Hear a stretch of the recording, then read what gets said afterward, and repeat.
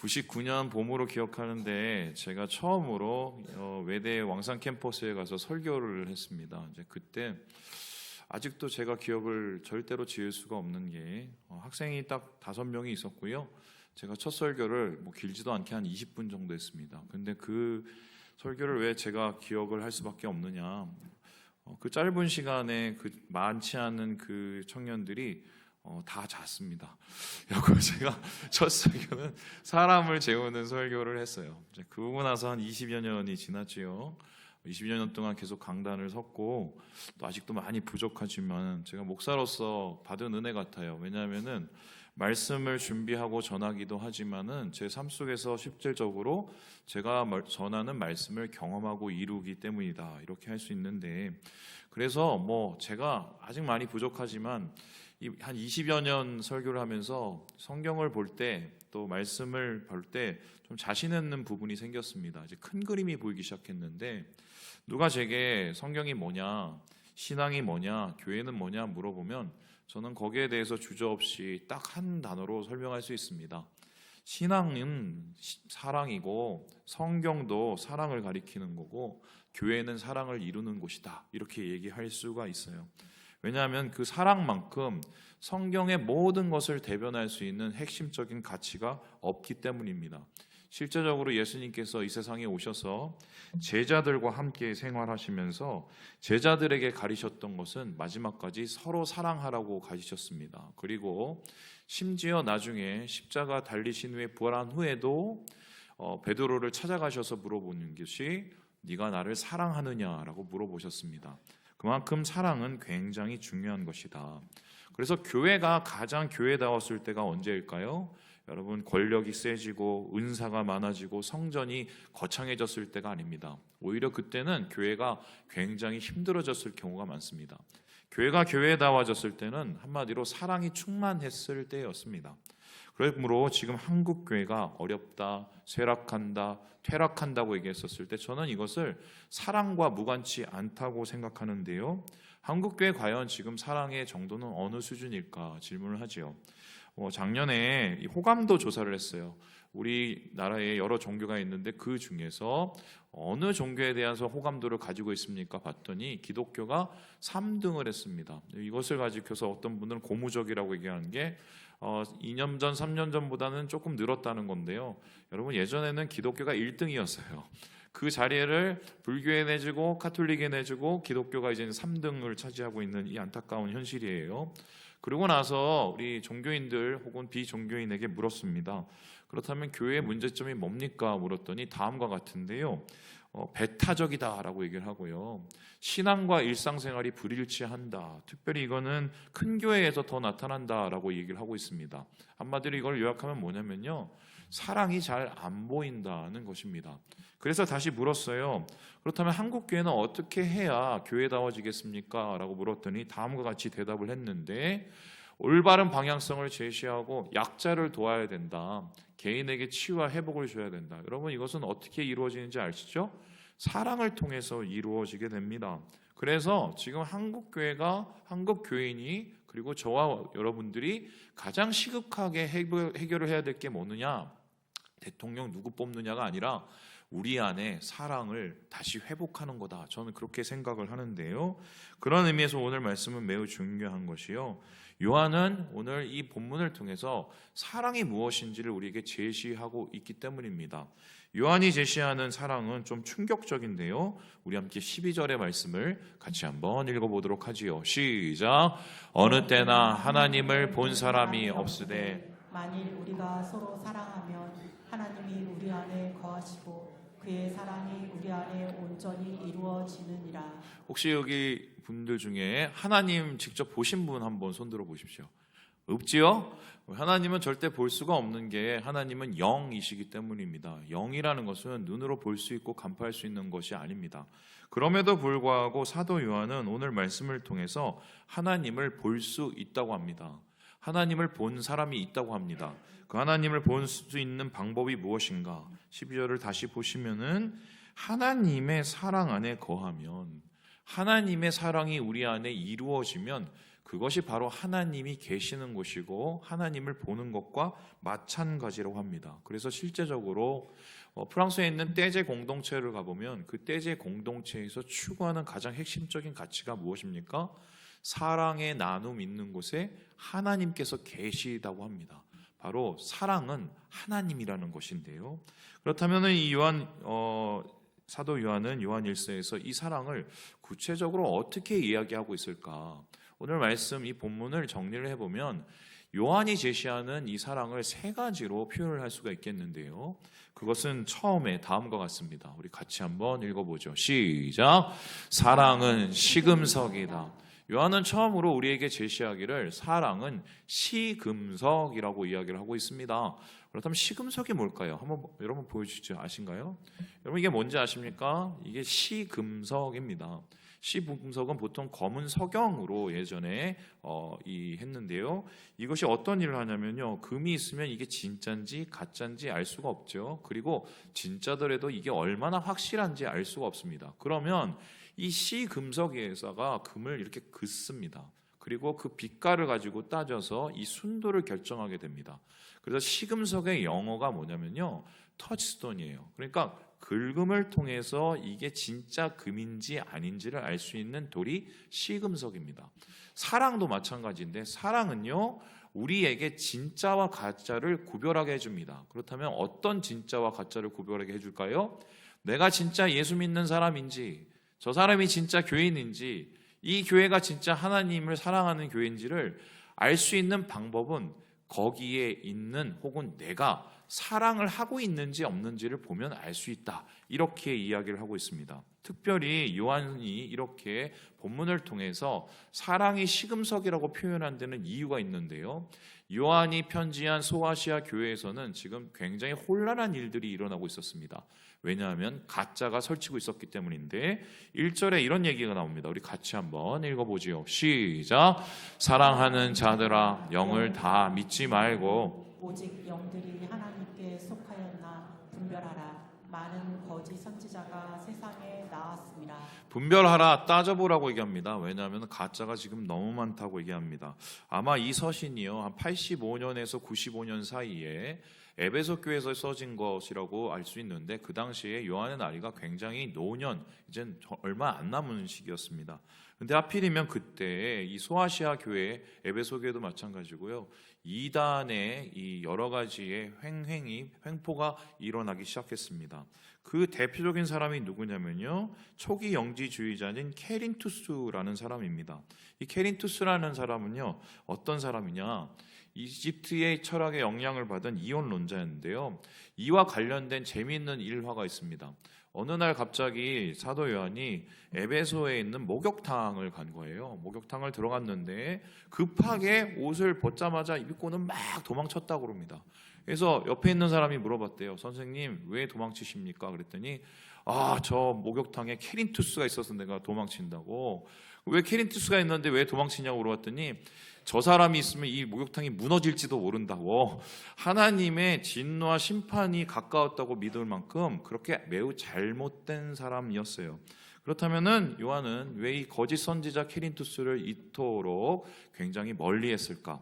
여기에는 굉장히 큰 문제가 있었기 때문인데 케린투스를 믿는 사람들, 그 주의자들의 문제점은 다음과 같습니다. 첫 번째는요, 천지 창조를 부정을 했어요. 이게 어떤 뜻이냐면 천지가 하나님이 만든 게 아니라 하나님보다 저급한 어떤 원능력이라는데 능력이 이 천지를 만들었다라고 합니다. 물질이 부정하다고 생각을 했어요. 두 번째는요, 예수님께서 동정녀에서 탄생한 것을 부정합니다. 예수님과 그리스도를 분리를 해요. 그래서 예수라는 사람이 살았는데 세례할 때 그리스도가 임한 거지 예수는 원래 그냥 그렇고 그런 사람이었다고 주장을 합니다. 그리고 세 번째 제일 심각한 게 십자가 희생, 십자가 죽음하고 부활을 전체를 부정하고 있습니다. 이거 어떻게 해석을 하냐면 예수에게 그리스도가 임해서 열심히 가르치다가 십자가 달리기 직전에 그리스도의 영이 떠나서 예수만 죽었다고 믿는 이러한 주의였어요. 이 말도 안 되는 신앙을 사람들이 많이 따랐습니다. 이유가 뭘까요?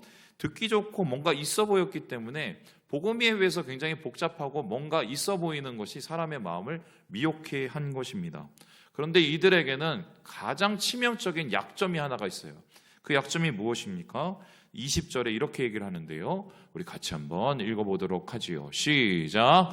누구든지 하나님을 사랑하노라 하고 그 형제를 미워하면 이는 거짓말하는 자니 보는 바 그 형제를 사랑하지 아니하는 자는 보지 못하는 바 하나님을 사랑할 수 없느니라. 이게 누구 얘기냐면 케린투스 주의자들에 대한 얘기인데요. 이 사람들은 하나님이 이렇다, 성령이 이렇다, 예수가 이렇다, 그리스도가 이렇다 아는 것 많고 굉장히 뻔질을 한 얘기는 했지만 실제적으로 행동 속에는 사랑이라는 건 1도 찾아볼 수가 없던 거죠. 그냥 말과 그냥 여러 가지 번지르한 여러 가지 논리만 있었던 것입니다. 그렇다면 이 사람들은 왜 이렇게 번지르한 말에 자신을 바르고 알맹이가 없는 사랑 없는 사람이 되었을까?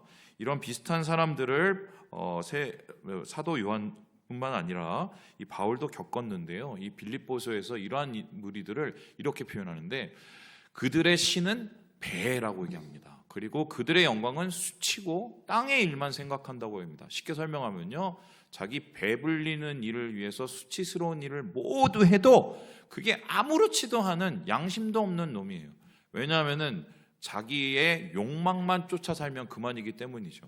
오늘날도 진짜 사랑을 얘기하는 것 같지만 자기의 욕망만 쫓아서 자기애에 빠져 있는 수많은 나쁜 사람들이 있습니다. 심지어는 예수 믿는다고 하는 사람들조차도 그런 사람들이 꽤 있어요. 여러분, 이것은 분별해야 되고요. 이것은 이 사람의 행동을 통해서 보면 됩니다. 이 사람이 정말 사랑을 말만 하고 있는지, 사랑이 그의 마음에 있는지, 그의 삶 속에서 사랑의 모습이 있는지를 봐야 진짜인지 가짜인지를 분별할 수 있다. 그리고 이러한 분별은 또한 우리를 향해야 된다. 이렇게 성경이 이야기하고 있습니다. 두 번째로, 그렇다면 사도 요한은 오늘 말씀 속에서 이 사랑을 무엇이라고 얘기할까요? 우리 같이 한번 읽어보겠습니다. 시작. 사랑은 리액션이다. 사랑은 한마디로 진짜와 가짜 신앙을 분별하는 시금석이자 동시에 리액션, 반응이라고 얘기를 하는데요. 여러분, 요즘에 예능 프로그램들 이렇게 주류를 이루면서 여러 가지 예능에 대한 예능인들이 많이 늘어나고 있습니다. 그러면서 이와 못지않게 리액션이 여러 가지로 나타나고 있는데, 소위 말해서 리액션 장인이라는 사람들이 있죠. 대표적인 장인이 이게 아닌가 싶은데 한번 보여주실까요? 한번 보셨을 거예요. 저기 보셨지만 저런 행동들 기억하시죠? 이게 왜 그런지 물어봤더니 마이크에 소리가 들어가는 거를 이렇게 방지하려고 그랬다고 얘기를 하던데요. 어쨌든 이걸 가지고 지금 돌아다니는 짤 이게 문고리 놀람 이렇게 갖고 돌아다닙니다. 그런데 이거하고 사랑이 뭔 상관이냐? 사랑도 마찬가지로 리액션이라는 겁니다. 사랑에 여러분 순서가 있다면 어떻게 생각을 하십니까? 여기에 대해서 요한은 이렇게 얘기하는데요. 우리 19절의 말씀을 같이 한번 읽어보도록 하겠습니다. 시작. 우리가 사랑하면 그가 먼저 우리를 사랑하셨습니다. 처음 사랑은요, 사람이 아니에요. 처음 사랑은 누가 사랑하십니까? 하나님이 먼저 우리를 사랑하십니다. 예수님이 먼저 우리를 사랑하십니다. 세상 속에서 내 힘으로 내 능력으로 먼저 사랑을 하는 게 아니라 하나님이 먼저 사랑을 하고 그 사랑을 받은 우리가 사랑을 하게 되는 것입니다. 그래서요, 사랑은요, 하나님 사랑에 대한 반응, 리액션이라고 할 수 있어요. 사랑을 많이 받으면 주위의 사랑을 많이 전하는 것이고, 사랑을 적게 받으면 주변에서 메마른 결핍을 느끼게 되는 것이다. 그런데 이 사랑을 조금 더 구체적으로 표현을 하고 있는데요. 사도 요한은 1장 3절에서 이렇게 얘기를 하고 있습니다. 한번 읽어볼게요. 우리가 보고 들은 바를 너희에게도 전함은 너희로 우리와 뭐가 있습니까? 사귐이 있게 한다. 그리고 이 사귐은요, 아버지와 그의 아들 예수 그리스도와 더불어 사귀는 것이다. 이렇게 얘기합니다. 그렇다면 사랑은요, 사귐으로부터 완성되고 이루어진다고 얘기할 수 있는데, 그 사귐이라는 단어가 뭐냐면 여러분 너무 잘 아는 단어입니다. 보시듯이요, 코이노니아입니다. 코이노니아를 보통 교제라고도 얘기하고 성찬이라고도 얘기하고 혹은 물질을 나누는 것이라고 얘기하지만, 실제적으로 모든 것을 나누고 모든 것을 함께하는 것을 코이노니아라고 얘기합니다.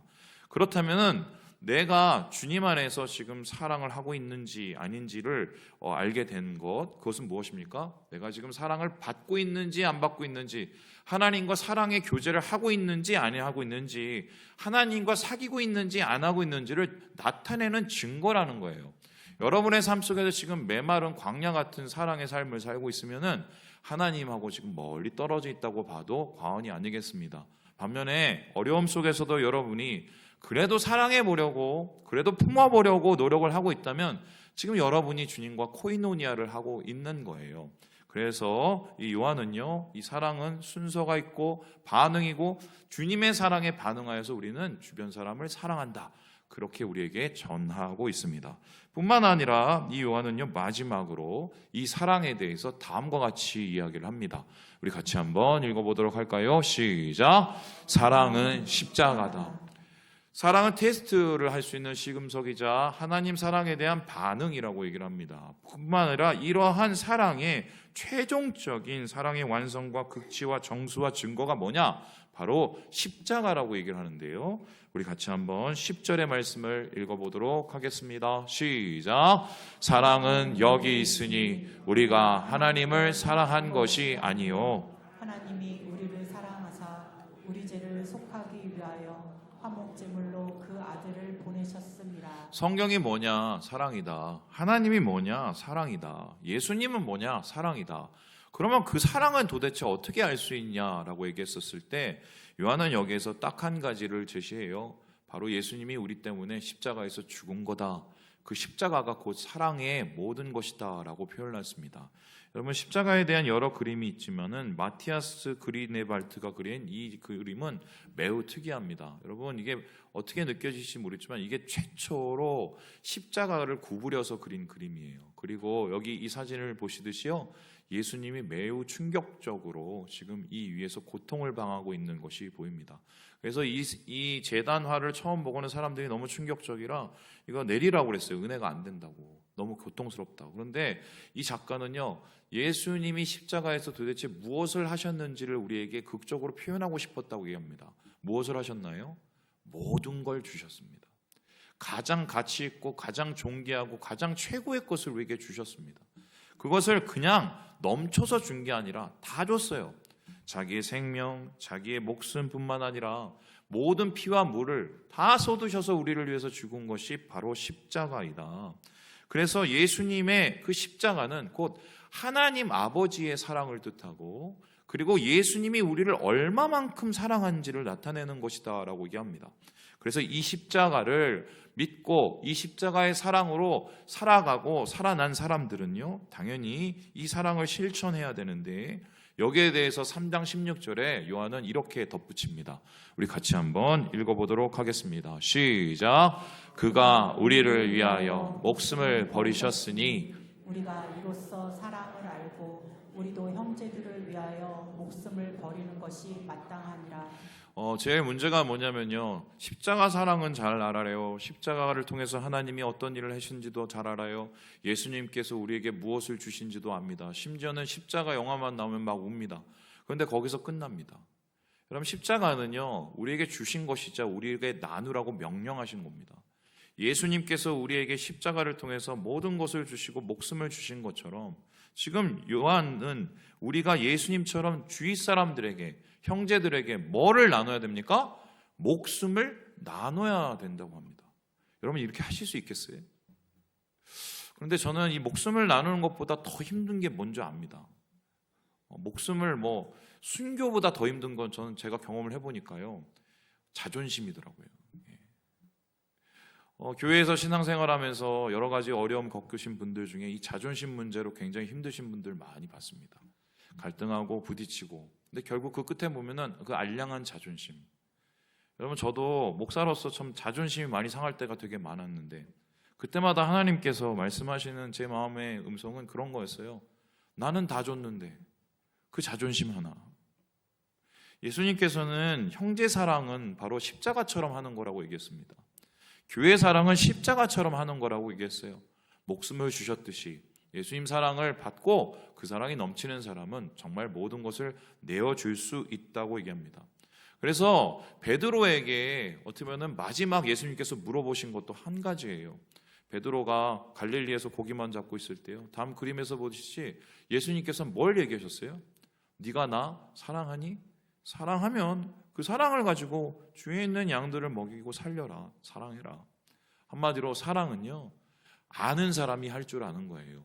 받는 사람이 할 줄 아는 거예요. 십자가처럼 십자가로 주위 사람들에게 나누는 이것이 예수님께서 베드로에게 맡기신 바로 교회였어요. 제가 요즘에 신방을 다니면서 우리 교인들 한 명 한 명의 이제 삶을 같이 읽고 같이 하고 있습니다. 이번 주에는 제가 특별히 평생을 이제 교직에 봉직하신 한 집사님 가정을 방문해서 거기서 제가 이제 말씀 전하고 또 말씀 나누고 또 교제하고 또 딸기도 먹고 이러고 왔어요. 딸기를 너무 많이 먹어서 얼굴이 빨개지고 있어요. 검은 게 아니라 빨개진 겁니다. 좋아요. 그런데 이제 그때 제가 한번 여쭤봤습니다. 교직에 오래 계셨으니까 요즘 상황을 어떻게 하는지 되게 궁금했거든요. 여러분 아시겠지만 예전에는 선생님들이 굉장히 존경받는 직업이었는데 지금은 참 힘든 직업 중에 하나, 3D 직업 중에 하나가 돼버리죠. 여러분 가까운 이 의정부에 있는 학교에 희생당한 또 교사분들도 있다는 거 여러분 잘 아시죠?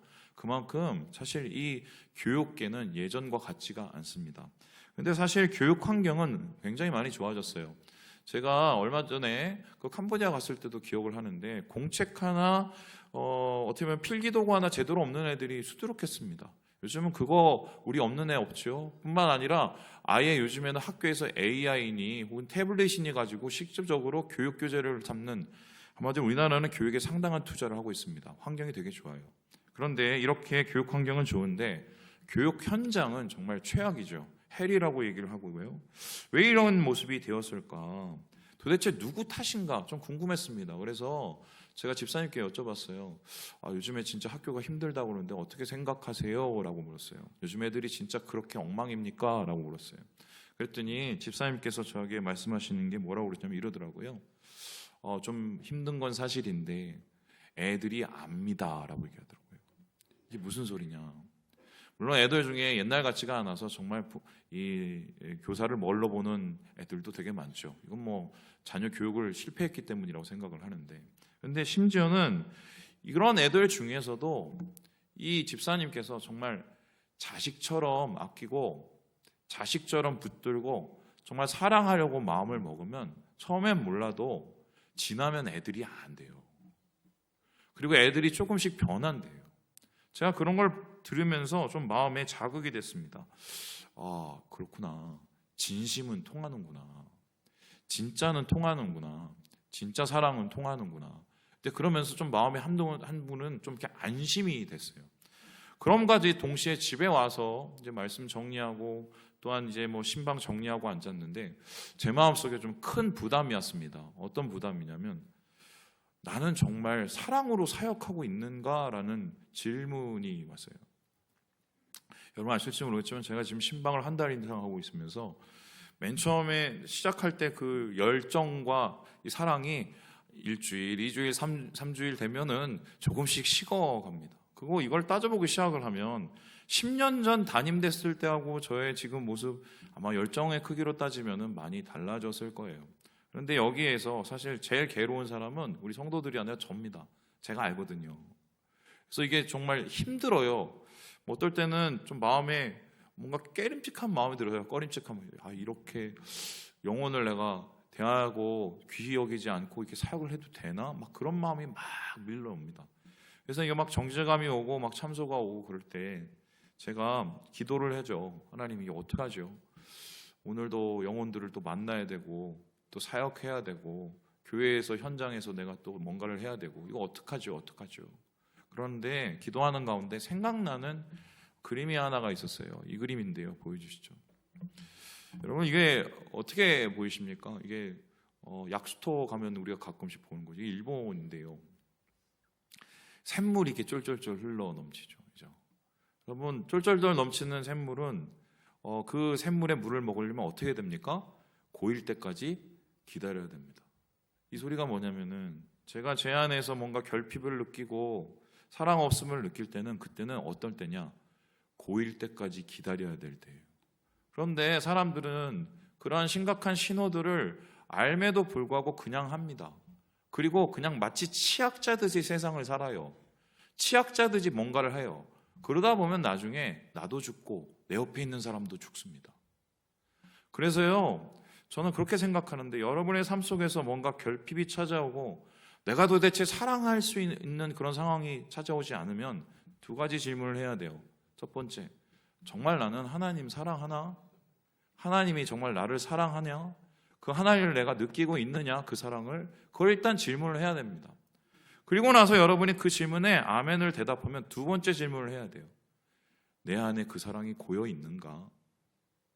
내 사랑에 그 사랑이 아직도 충만한가? 그 질문에 여러분께서 대답하실 수 없으면 하나님 앞에서 기다려야 돼요. 여러분의 마음속에 사랑이 고일 때까지. 그래서요, 그 사랑이 고이는 방법을요, 히브리서 기자는 이렇게 얘기를 하고 있는데 우리 히브리서 12장 읽고 마무리해 보도록 하겠습니다. 시작. 믿음의 주여 또 온전하게 하시는 이인 예수를 바라보자. 그는 그 앞에 있는 기쁨을 위하여 십자가를 참으사 부끄러움을 개의치 아니하시더니 하나님 보좌 우편에 앉으셨느니라. 히브리서 기자는 고난 가운데 있는 교회와 교인들 향해서 이렇게 얘기했어요. 힘들고 어려움 속에서 사랑의 결핍을 느끼는 속에서 그들이 필요한 것은 물질과 풍요와 부요가 아니다. 예수 바라보는 거다. 마치 내 마음의 그릇에 예수의 사랑이 담을 때까지 기다려지는 것처럼 그 사랑이 고이도록 예수를 바라볼 때, 그 십자가를 바라볼 때 그 십자가 안에서 우리는 하나님의 은혜로 다시 시작할 수가 있게 되는 거죠. 예전에 한 선교사님이 계셨어요. 그 선교사님 굉장히 열심히 사역하시다가 완전히 번아웃 돼갖고 힘들고 어렵고 괴롭고 그래서 더 이상 영혼을 영혼으로 대할 수 없는 끝한상황에 처하신 분이 한 분이 있었습니다. 그때 이분이 이렇게 쉬어보기도 하고 안식령 가보기도 하고 여러 가지로 고민을 했는데 그래도 마음이 도대체 낫지를 않는 거예요. 근데 이분이 나중에 어느 날 회복하시고 오셨어요. 모두가 궁금했습니다. 아니 선교사님 어떻게 마음이 그렇게 갑자기 뭔가 새로워질 수 있나요? 사실 모두가 다 번아웃을 경험하니까요. 그랬더니 그 선교사님이 그렇게 대답을 하시더라고요. 하나님 앞에 질문을 한 가지만 딱 했대요. 어떤 질문인가? 하나님, 저 사랑하시죠? 하나님, 저 사랑하시죠? 저 많이 사랑하시죠? 이 질문을 계속 했대요. 하나님 앞에. 그때 하나님께서 그 마음을 감동해 주시는 그 감동을 느끼고 다시 마음속에 심장이 뛰고 운동하는 그 마음, 그것을 통해서 이 선교사님이 다시 사역의 현장으로 돌아왔다는 얘기를 듣고요. 저도 많이 느꼈습니다. 마음에 사랑이 고여야 돼요. 예수의 십자가로. 말씀을 마칩니다. 사랑하는 여러분, 이번 주는 고난주간이에요. 십자가 바라보는 주간입니다. 여러분의 삶의 바쁨을 잠시 내려놓으시고 십자가 바라보시면서 우리의 마음에 그 사랑을 잠시 담으시는 주의 거룩한 한 주 되시기를 주님의 이름으로 축원합니다.